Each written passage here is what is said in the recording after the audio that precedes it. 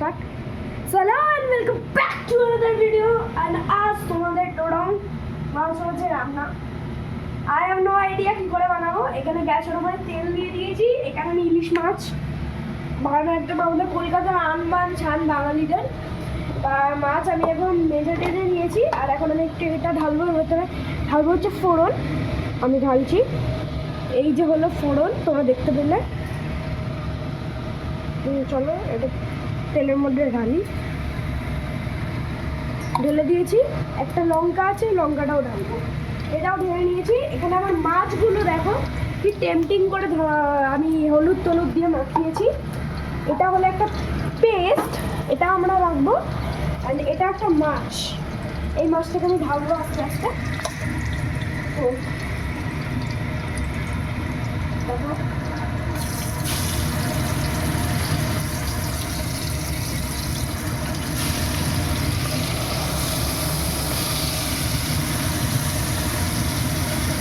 দেখো এইটা আমাদের এখানে কী বলে আমি জানি না, আমি এটাও জানছি।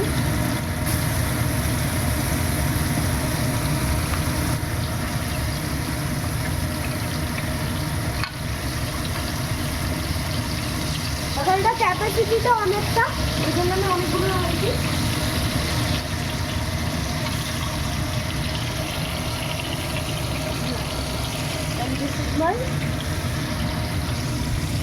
আর এটা একটা লাস্ট পিস।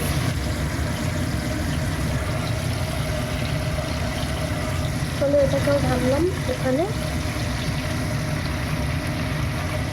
এটাও চলে গেল। এবার আমি তাতে এটা কাজ করবো, এই পেস্টটা ঢালবো। এই পেস্টটা ঢেলে দিলাম।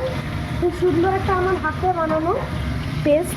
এটা কাজ করছি আমি, হাতটা ধুয়ে নিচ্ছি। আর এর উপরে হালকা জল দিলাম, এই হালকা জল দিচ্ছি। হ্যাঁ, এবার এইটা দিয়ে আমি একটু এবার এটাকে ঢালবো। হ্যাঁ, এটা একটু বন্ধ করে একবার এটাকে মিক্স করতে হবে।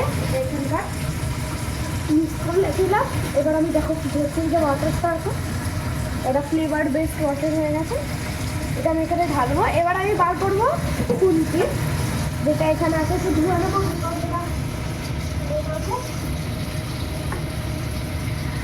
আমি একদম এইভাবে দিচ্ছি। হ্যাঁ, তো এখানে এবার আমি এটাকে একটু হালকা করে নাড়াবো। খুব সুন্দর করে একটু নাড়াতে হবে এটাকে।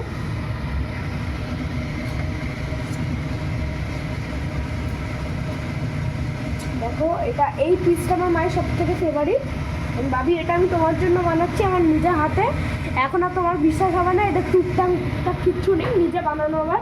তো আমি দেখিয়ে দিয়েছি। এখানে একটা লঙ্কাও রেখে দিয়েছি, যেটা আমি একটু পরে রাখবো, মানে এখন ঢালবো। এখানে একটু আগে এগুলো সবসময় লঙ্কারই ওপরে এগুলো ছাড়িয়ে দেবেন, এগুলো ভালো না। এখান থেকে আমি এটাকে দিলাম। এবার এটাকে আমি মাঝখান থেকে কাটবো।